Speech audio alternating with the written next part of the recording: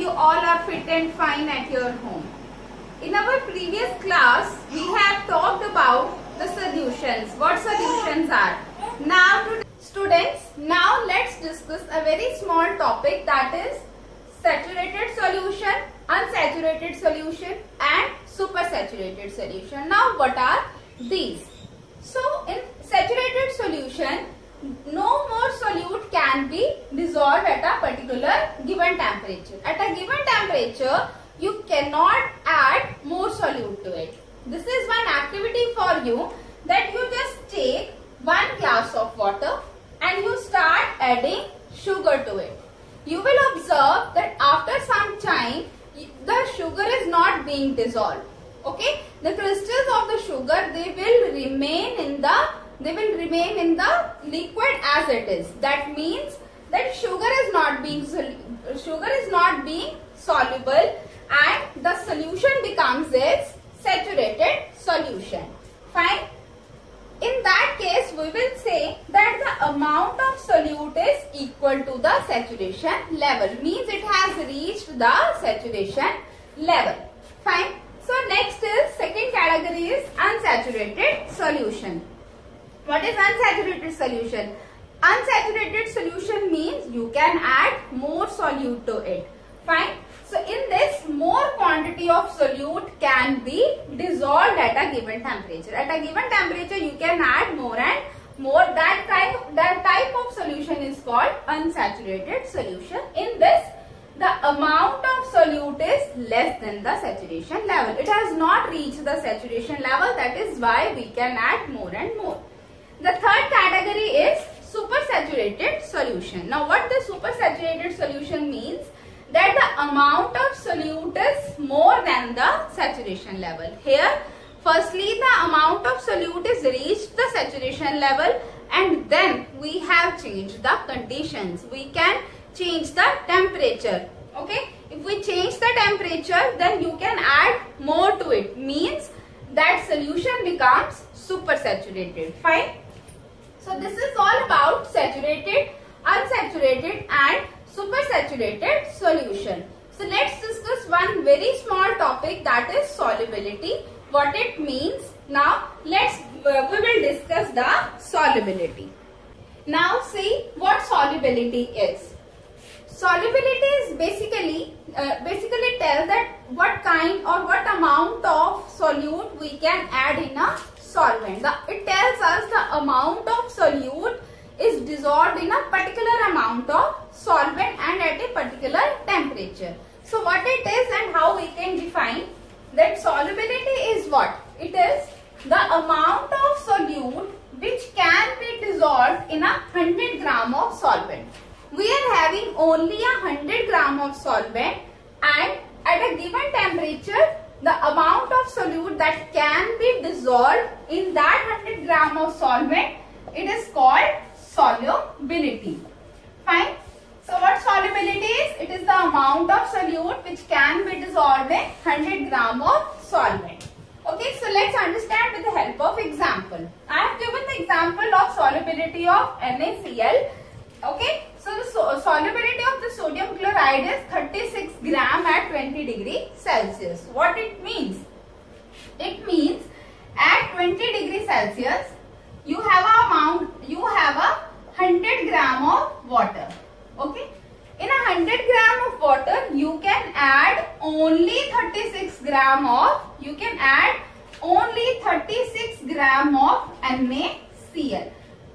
At this temperature, if the water is at this temperature, only 36 gram of sodium chloride is being dissolved. Okay, up to now you cannot add 1 more gram also to it. Okay, only this much amount. It means the solubility of sodium chloride is what? It is 36 gram.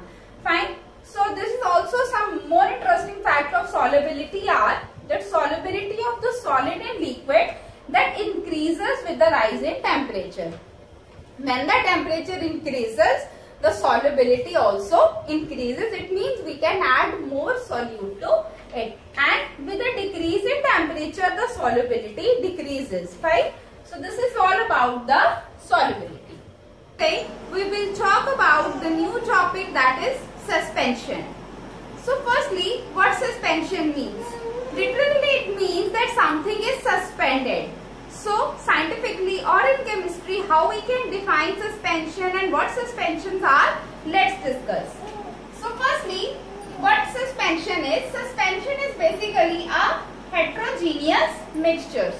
One thing is clear, it is heterogeneous. What heterogeneous means? Throughout the sample, the composition is not same, it varies. Fine? In which, in heterogeneous mixture, in which the solute particles, they do not dissolve. Now, what solute particles? The substance which is present in less quantity, that is known as solute. Right?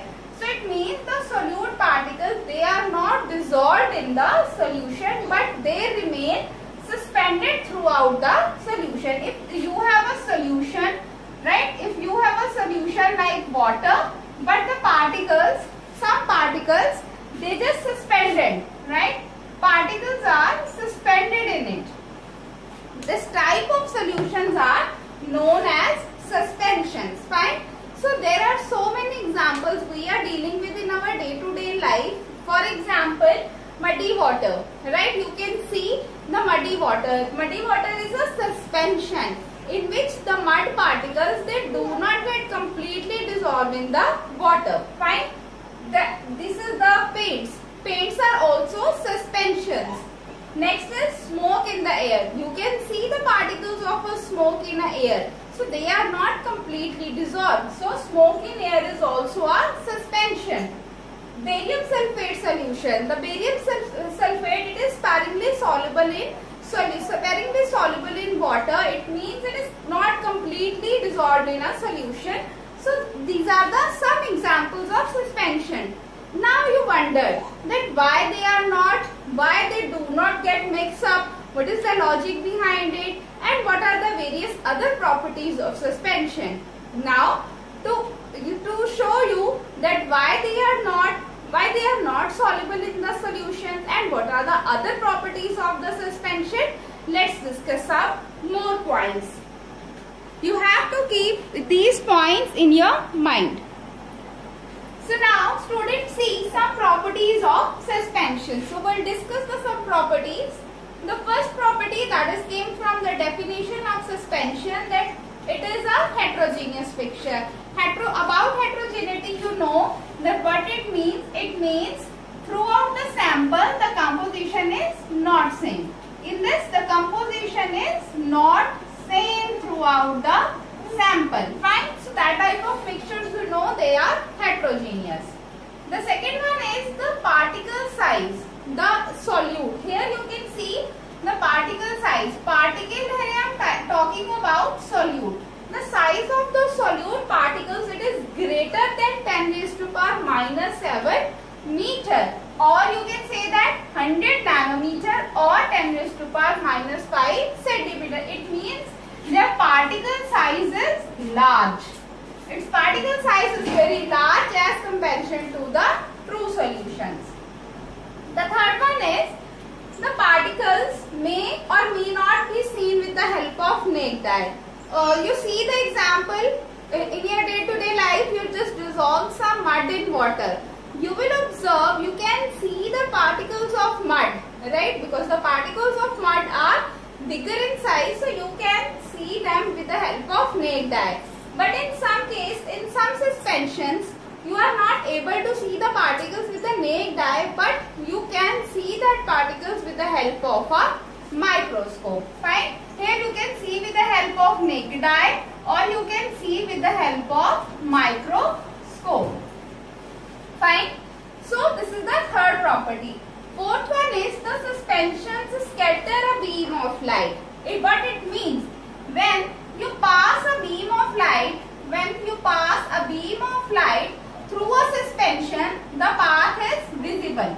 The path of the light is visible. Why so? Because the particles suspended in the suspension, they scatter the beam of light.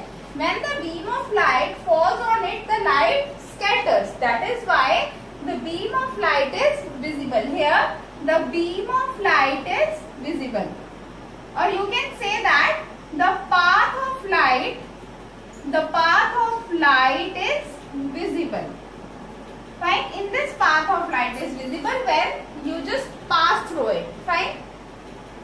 So that is not a defined path, but scattering is there. Fine. It is not like this a path. It means here scattering. Not a defined path is not there. Scattering is there. Fine. Scattering. Fine. When the light falls on the particles, it's scattered like this. Fine. So the next is the particles in the suspension, they settle down when left undisturbed. When we left undisturbed the suspension, you will observe after some time the particles will settle down at the bottom. The same example, you can see the mud water. Firstly, you dissolve the mud in a water. You will observe if it is undisturbed. Okay, if you settle down for some time, when it is undisturbed, you will notice that the particles of the mud, they will settle down at the bottom. Fine, because they are heavy. That is why they settle down. The next is the suspensions can be separated from the mixtures. Suspensions, we can separate the suspensions from the mixture by some simple methods, or by, you can say that, filtration. In your junior classes, you have studied about the different types of processes like sedimentation and decantation.